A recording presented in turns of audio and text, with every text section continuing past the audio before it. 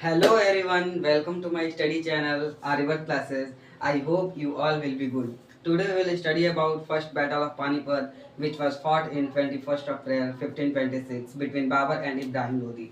So let's see. Panipat का जो प्रथम युद्ध था ये बाबर और इब्राहिम लोदी के बीच लड़ा गया था।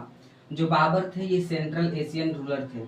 Central Asian ruler central Asian ruler means जो एशियन कंट्रीज है जो सेंटर में है वो सेंट्रल एशियन कंट्रीज कहलाती है। तो उनके रूलर थे बाबर और जो इब्राहिम लोदी थे ये जो थे last ruler of Lodi dynasty थे। और जो लोदी डायनेस्टी थी ये जो थी लास्ट डायनेस्टी ऑफ दिल्ली सल्तनत।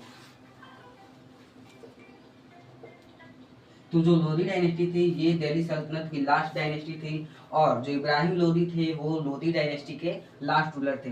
तो जब बाबर और इब्राहिम लोदी के बीच जब युद्ध हुआ था तो इसमें जीत बाबर की हुई थी और कुछ फोर्सेस भी थे इन दोनों के। तो उन फोर्सेस के बारे में भी चलिए बात करते हैं।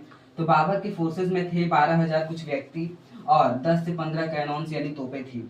और इब्राहिम लोदी के फोर्सेस में थे 50 से 70,000 व्यक्ति और 1,000 प्लस वार एलिफेंट्स थे।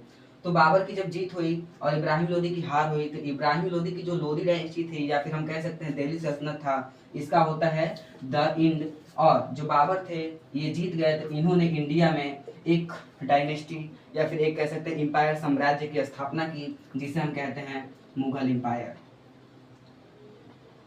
और फर्स्ट बैटल ऑफ पानीपत के बाद बाबर जो थे मुगल एम्पायर के पहले शासक बने और मुगल एम्पायर की स्थापना की भारत में।